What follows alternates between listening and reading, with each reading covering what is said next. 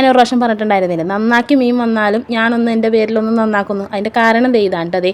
ഇന്ന് വാങ്ങിയ മീനിൻ്റെ ചെതമ്പലാണ്, നന്നാക്കി തന്നതാണ് അവർ, എന്നാലും ഒരു ചെതമ്പലൊക്കെ ഉണ്ടായിരുന്നു കേട്ടോ. മാംസമായിട്ടുള്ള ഭാഗങ്ങൾ എടുത്ത് വറുക്കാൻ പുരട്ടി വെക്കണേ അച്ചാറിടാനായിട്ട്.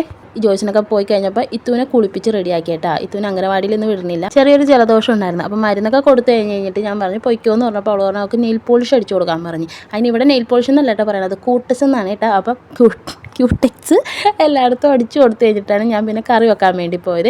ഉലുവ പൊട്ടിച്ചിട്ട് ഉള്ളിയും പച്ചമുളകും വേപ്പിലൊക്കെ ഒന്ന് താളിച്ചിട്ട് ഈ മുളക് പൊടിയും മഞ്ഞപ്പൊടിയും കൂടി ഒന്ന് വെറുതെ ഒന്ന് നനച്ചു വെക്കോട്ടെ. ആ വെള്ളവും കൂടി ഒഴിച്ച് കഴിഞ്ഞിട്ട് പുളിവെള്ളവും ഒഴിച്ച് പാകത്തിന് ഉപ്പൊക്കെ ഇട്ട് കഴിഞ്ഞ് അതേ എണ്ണ അങ്ങോട്ട് തെളിഞ്ഞു വരുന്ന സമയമായപ്പോൾ ഒരിത്തിരി വെളുത്തുള്ളി ചതച്ച് അതിനകത്തോട്ട് ഇട്ട് കൊടുത്തിട്ട് വേപ്പിലയും കൂടി ഇട്ട് ഒന്ന് തിളച്ച് കഴിഞ്ഞിട്ട് പിന്നെ ഓഫ് ചെയ്തിട്ടാ. പിന്നെ മീൻ വറുത്ത് അച്ചാറിടാനുള്ള പണിയും കൂടി നോക്കിയിട്ടാ.